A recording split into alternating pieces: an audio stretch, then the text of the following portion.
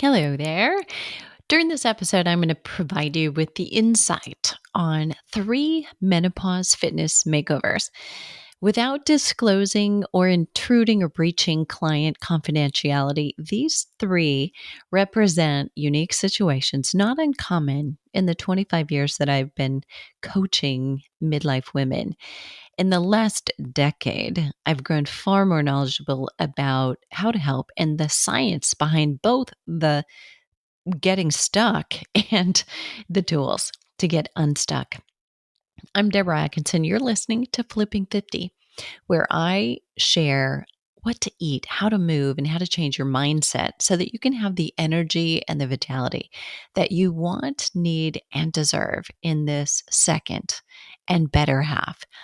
More than just the tools, though. What we hope we're doing here is inspiring you, shaking things up a little bit, changing your expectations for you personally about what aging will be like.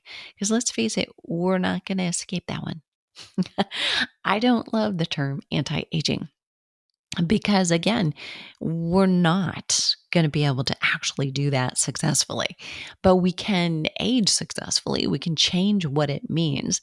We can change the idea that 65 looks like something. And we all have this impression in our heads of what it did. And if you'll think about the age you are right now, my guess is that at some point in your life, maybe 30 or 40 years ago, this age you are now seemed old. Like you couldn't imagine what it would be like or what you would feel like when you were at this age. And yet, isn't it just much more juicy than you ever thought? Like it's empowering. You have wisdom from years of growth. You have freedom to ask questions, to know you're not going to get it perfect and that that's okay. You're going to survive it. And there's almost this relief of it's finally okay to be authentically you and yourself, to have a difference of opinion, even with people you like, you love, and to have them not think everything you do is perfect either. And that, for a lot of people, takes getting to this moment to experiencing it. So, we're going to challenge some of the things you think in all episodes, but not necessarily are we doing that today. So, again, I want to dive into these 3 menopause fitness makeovers. And I do this, of course, I've got an ulterior motive.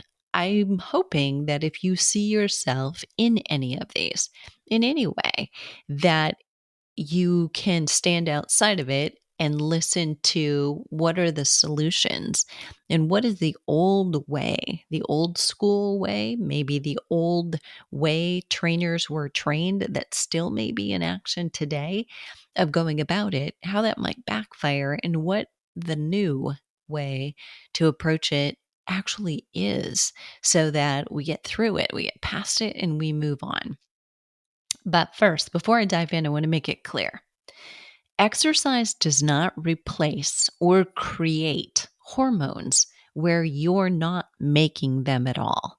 So, as a creator of the Flipping 50 Menopause Fitness Specialist, the course for fitness trainers and health professionals who work with midlife women, we created that back in 2018. You may or may not know, to share with others what had worked with us in sharing with hundreds of thousands of women and getting them much more positive results based on the science that truly is about them and featuring them. And in that, we describe it as hormone balancing exercise, the difference between that and traditional conventional exercise prescription and the position statements and guidelines used to do that. That when I describe those words, hormone balancing exercise, again, we have to come back to this. So it's not giving you hormones you didn't already have. It may give a boost to certain hormones. And that's important for you to realize and distinguish. But let's say you're flatlining Some of you know what I mean by this. You're flatlining in your estrogen or testosterone or progesterone because you have gone through menopause. Well, exercise alone is not going to regenerate those hormones. So when we say hormone balancing, there are a dozen other hormones in addition to estrogen, testosterone, and progesterone that exercise affects and is also influenced by. And that's how we change the exercise prescription.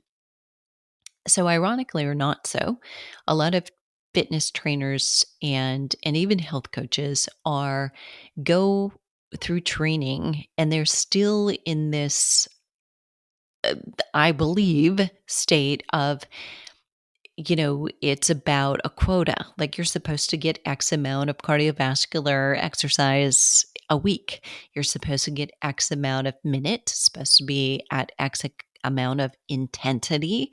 And you're also supposed to do X amount of strength training and X amount of mobility. And all of that is actually given without much regard to how do you feel. Like, how do you feel? Like, if that's making you feel like crap, that's probably not such a great idea, right? So, first, let's go back to the basics. So, we want to talk about what can we do to optimize the hormones that you do have now, and how can you help yourself to feel better in presence of a lack or a reduction of hormones that you used to have. That's really what we're all about here. And you want to make all of the lifestyle changes that include prioritizing sleep, getting the right exercise, making nutritional changes that you possibly can, so that if you do decide hormone replacement might be right for me, I want to consider that so that you're taking less, right? So, isn't the ideal that anything that extra you might take, whether it's a prescription or, it's a prescribed compounded bioidentical hormone, you still want to take the less of it that you can, the least of it, the less of it.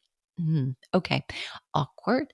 But that means you have to do your homework first so you can make sure that it works well. And that said, here's how we dive in. A poorly planned or poorly carried out exercise routine can trash your hormone levels from optimal, and it can help optimize if you do them correctly. So, the collective hormones, all right, let's talk about that. That is kind of a misnomer, but let me tell you, hormones get tossed under the bus. It's a term you should begin to run from or ask pointedly by the person who uses it, which hormone do you mean? Because often somebody might use that. It's your hormones, or of course it's hormones. Yes, but which one? And or which ones? Because there may be a key player that ultimately is making you tired or fatigued or gain belly fat. But there's probably one that was a domino before that, and maybe one before that that was a domino. And so we've got to look at the interplay between all of them. Fiercely competitive and yet vaguely educated trainers are using the blanket term hormones themselves, not quite knowing what they mean. So ask, demand that you get some answers. For nearly a decade, we've been training women and the trainers and the health coaches that serve them about cortisol being the pivot point for many of the problems that exist for women in midlife, including weight gain, lack of muscle tone, and specifically belly fat. However, with hormones and with exercise, you must consider the interplay of all of them: the hormones, the exercise, and the lifestyle, which under which we lump nutrition and sleep and the way you deal with stress. So let's dive in. Number one, woman number one, it's not working on her own. So a woman comes to a trainer, wants to lose weight and fit into her clothes better. She's always tired. So in the old way, what would happen? The trainer's response is to put her say, into a boot camp or a boot camp like training routine, even if it's one on one. Likely solutions depending on the woman's budget, right? So, obviously, training multiple times per week with a personal trainer one on one, different than joining a boot camp where you can exercise as many times but for less. So, either there's do a 4 time a week boot camp, plus you'll get instructions for exercise on the weekends, or meet with the trainer 3 times a week for workouts and do the rest on your own. The trainer suggests a caloric intake based on a formula from an online calculator. The trainer has the client use a food and an exercise log to show as homework once a week. This is totally a calories in, calories out formula. A formula for disaster, I might add, for a midlife woman. It's like flirting with dieting. It works for a while. So I'm not going to tell you that if you've gone to a trainer and you've done that exact step by step, that it didn't work for you, because probably it did at first. And that's probably something that's come out of your mouth or in your thoughts. Like, I was really in good shape until you fill in the blank. I can't deny for some women, it will work, at least for a few minutes, maybe months. The high intensity workouts are an adrenaline rush, and the weight loss feels empowering until that moment when the lack of nutrition, when ignoring ever present micronutrient needs or deficiencies that increase with exercise, and the reliance on caffeine or the giving in to cravings begins to take over. The weight that came off isn't sustainable because fatigue and injury tend to happen more than they don't. During times when a healthy athletic woman can have a disrupted schedule because of life, and she can sustain her fitness level, someone with this kind of underlying fatigue will gain weight and realize that there's less muscle now, there's more fat now, and she's older trying to gain her muscle back. So, what's the new way? Because that's not painting a very good picture, right? So, in the new way of dealing with this, same scenario, woman comes, she's gained weight, she wants to lose weight, she wants to get back into the clothes she loves, and yet she's tired all the time. The trainer would explore the reasons for the constant feelings of tired before adding exercise. There's a thorough review of lifestyle, food, of exercise, and it's far beyond the health and activity history of trainers fresh from a certification or using the method that they've used for decades goes. The trainer recognizes the signs and the symptoms that a woman is experiencing, and she uses them as a basis for modifying small yet effective habits that increase energy and feelings of rest first. Small exercise assignments lay a foundation for good fitness are involved without an overhaul of changes. Strength to muscle fatigue in as few days a week as possible is the goal. And I'm going to repeat that. So, although I am not interviewing someone else, what I just did is the mic drop for today. The goal is to strength train to muscle fatigue in as few days a week as possible, so that you can avoid adrenal fatigue, so that you can give yourself every possible opportunity to recover from that exercise before you actually work out strenuously again with strength training. It's the key, and it's a surprise. When you think about it, say it out loud, it makes sense. Logically, you're nodding your head. But when you go to think, I haven't worked out in a few days, I should work out, this is wrong, because it's not what you've been doing for the last 30 or 40 years, or the message that you've gotten. And that is key. Look, science moves on. It marches on. We get smarter. There's more research. There's more research. Thank you, baby Jesus, on women in menopause.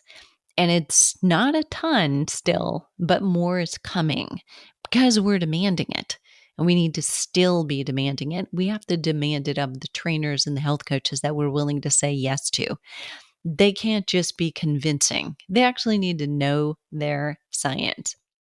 So it's key. Strength to muscular fatigue in as few days as possible is your goal. More muscle, less breakdown, less soreness, less fatigue, less risk of injury, and more overall caloric expenditure because of the increased strength and stamina and the decreased fatigue.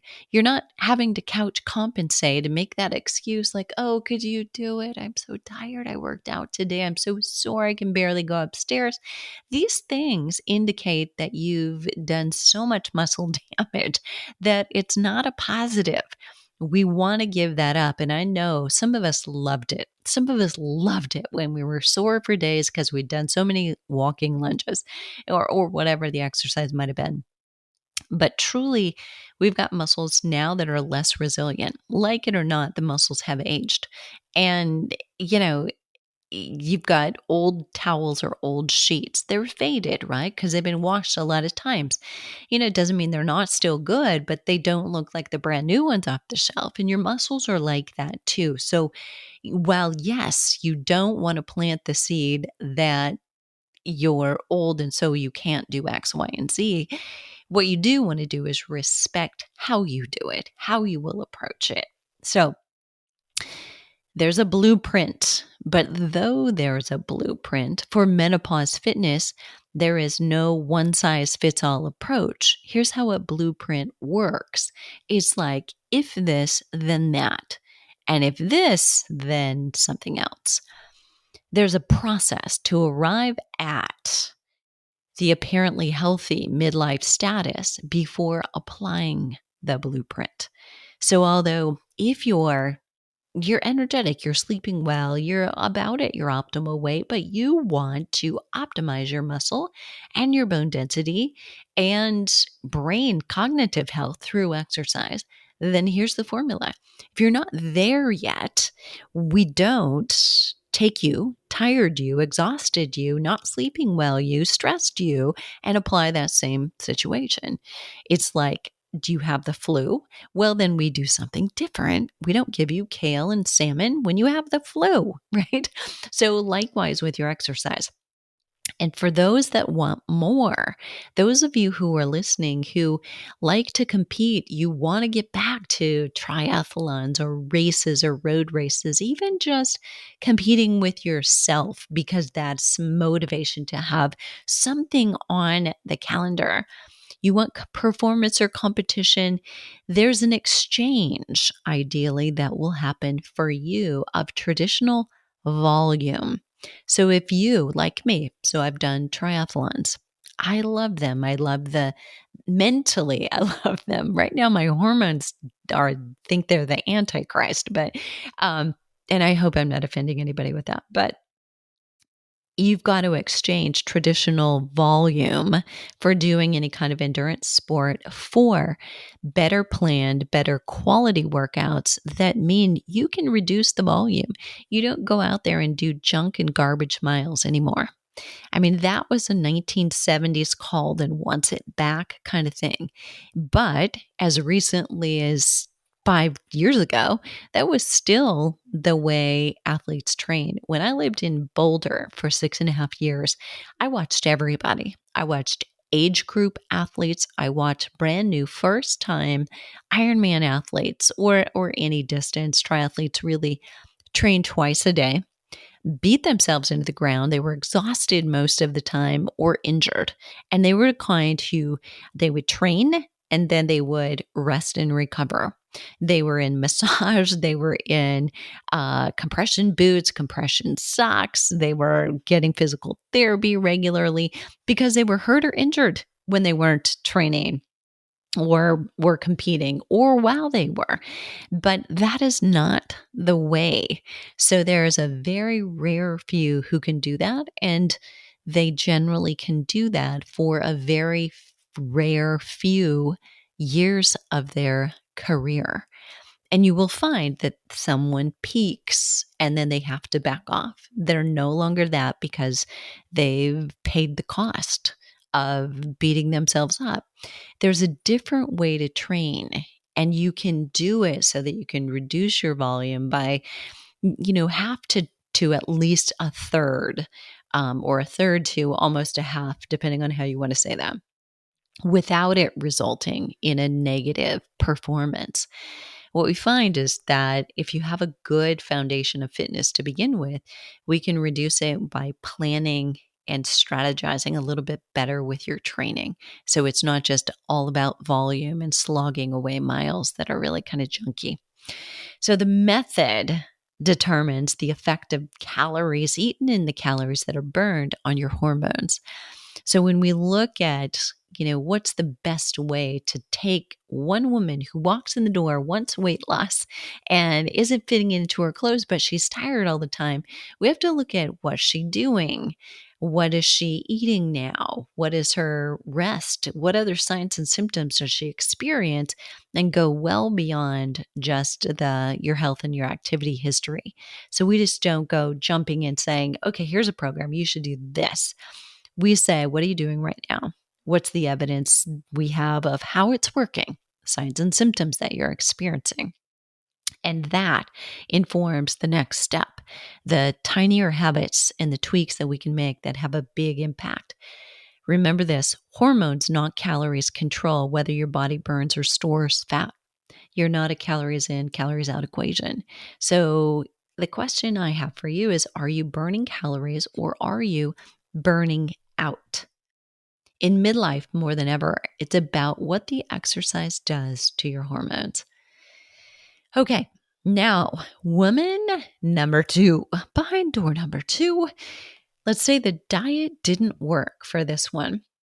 So a woman follows the old way of reducing calories and the health touted plant-based diet, along with walking. That's what she's doing.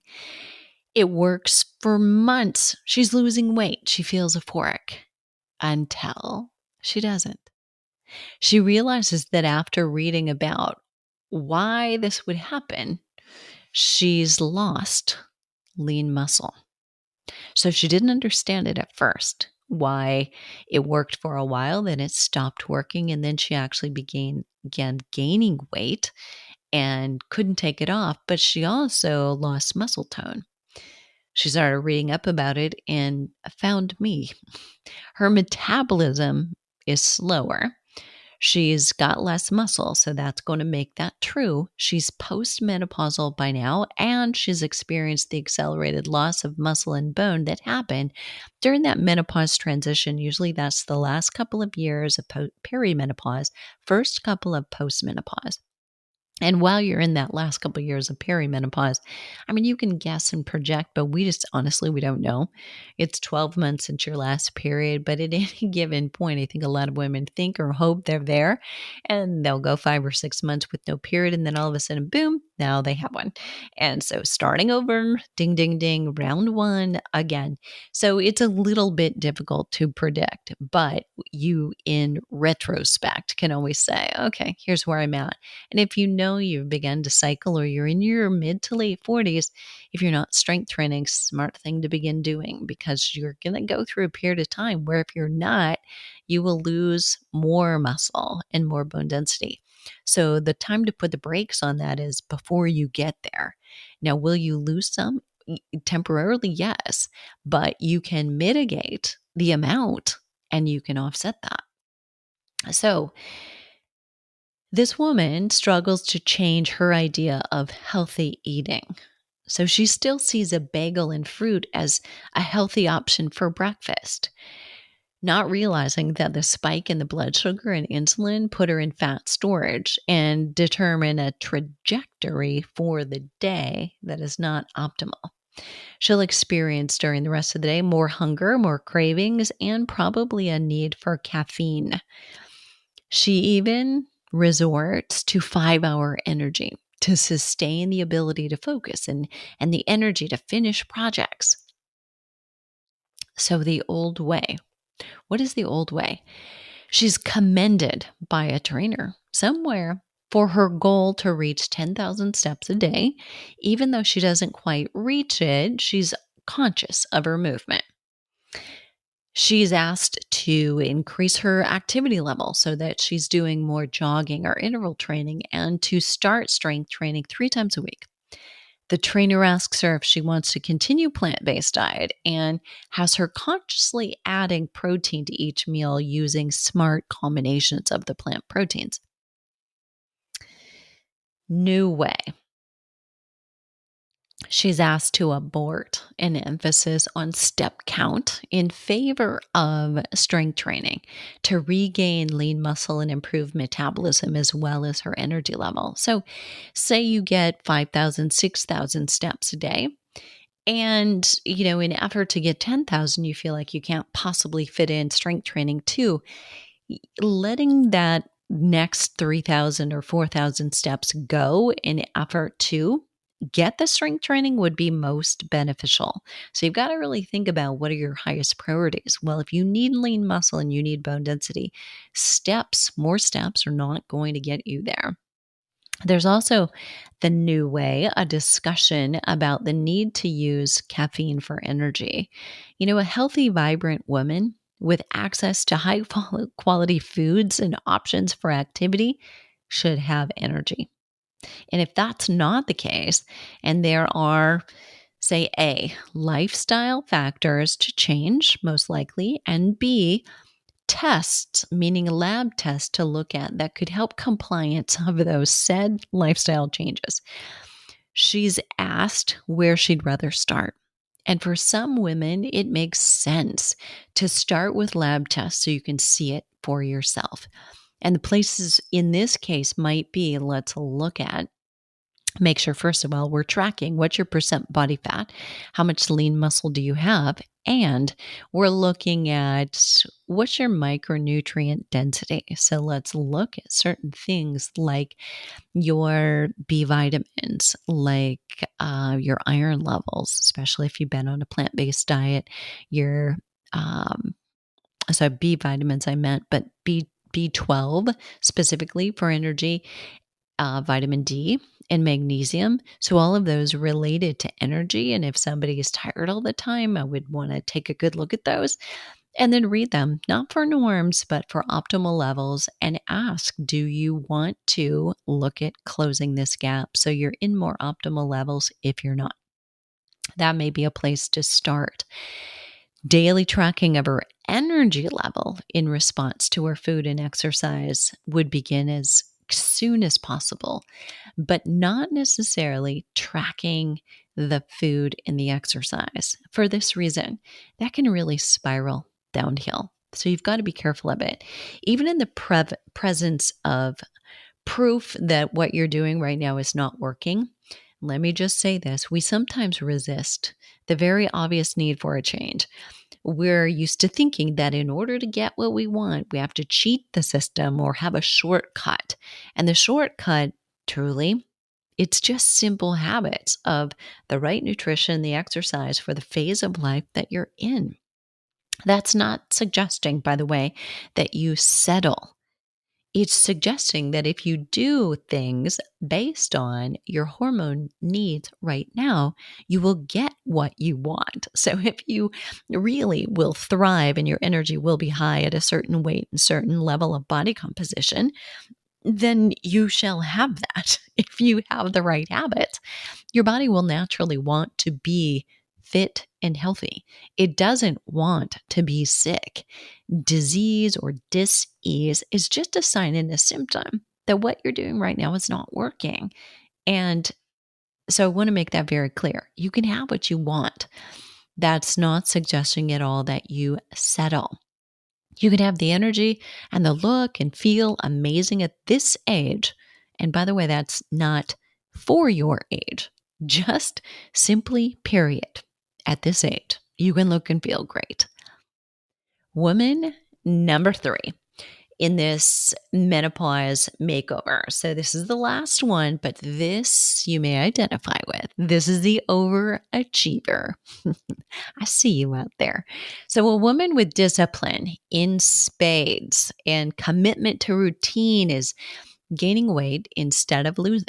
She's long past menopause, but also a long slave to controlling calories, except when she doesn't.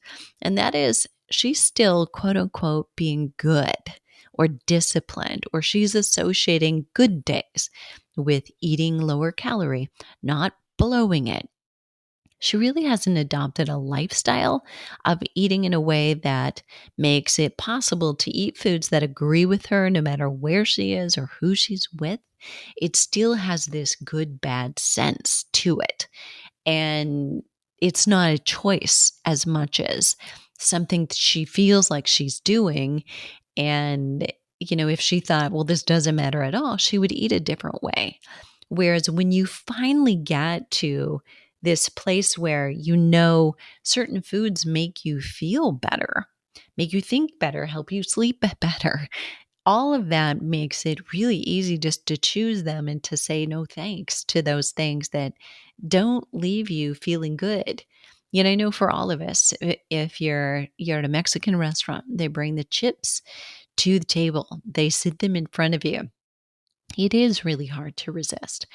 And sometimes, though, once you've experienced that, I'm going to just go ahead and have this corn chip.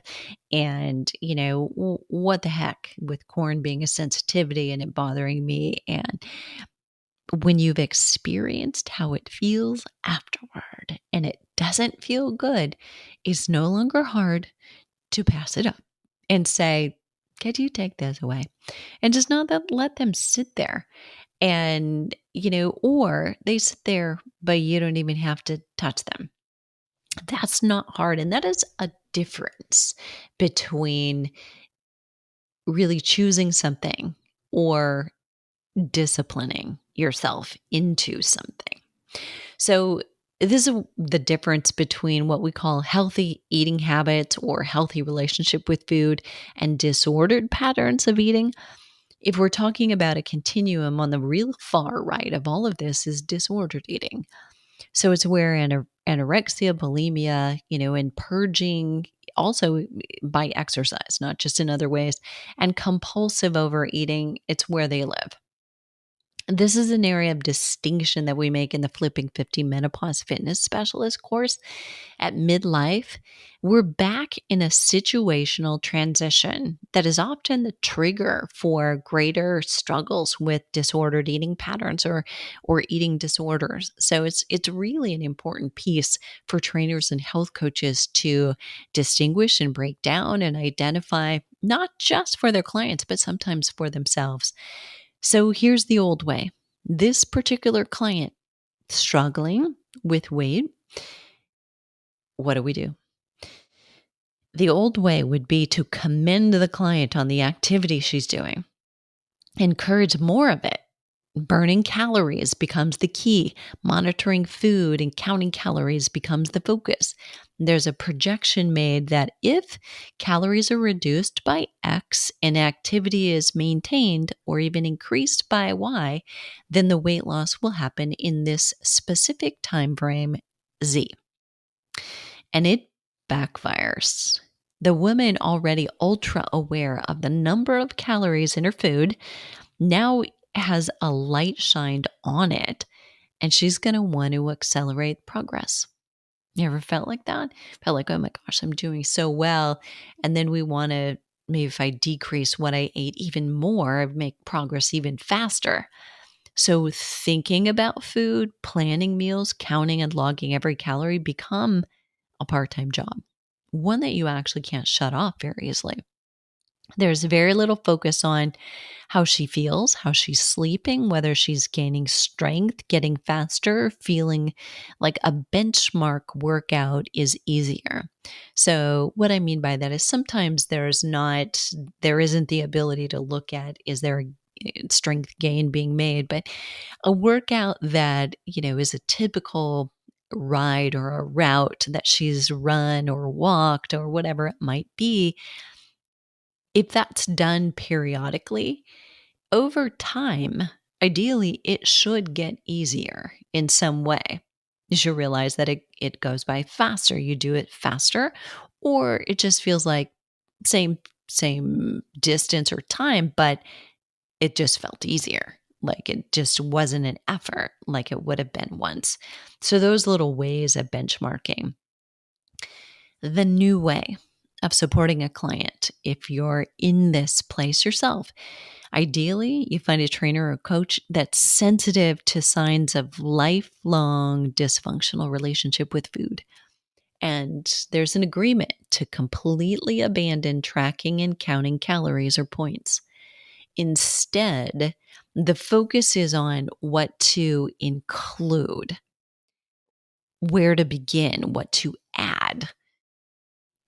There's no deprivation. There's no gaming with the traditional low calorie foods like overuse of cabbage and grapefruit, so commonly included in the diet culture as if they have magical powers. A focus on building complete meals instead of cutting out things, gamifying the number of servings of vegetables in a day and the amount of protein at each meal, that's more helpful. What's hard about this highly motivated, active enthusiast is it is a curse and a blessing if this is you.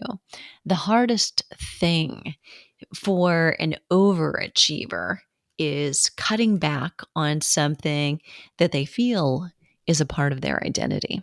If exercise is a form of escape, not just a source of calorie burning and weight loss that it may have begun as, but thanks to or because of neurotransmitters, there's more.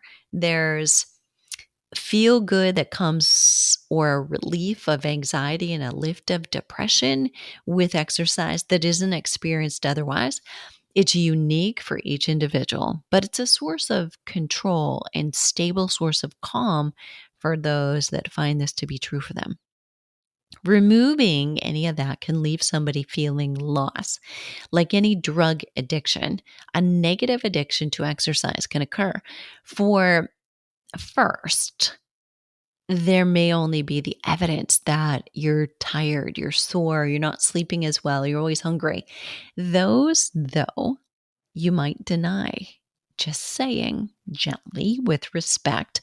If you sit down in the evening after dinner and you would never deny that you're tired or that you're fatigued, instead, you claim you have great energy, but you fall asleep when you sit down.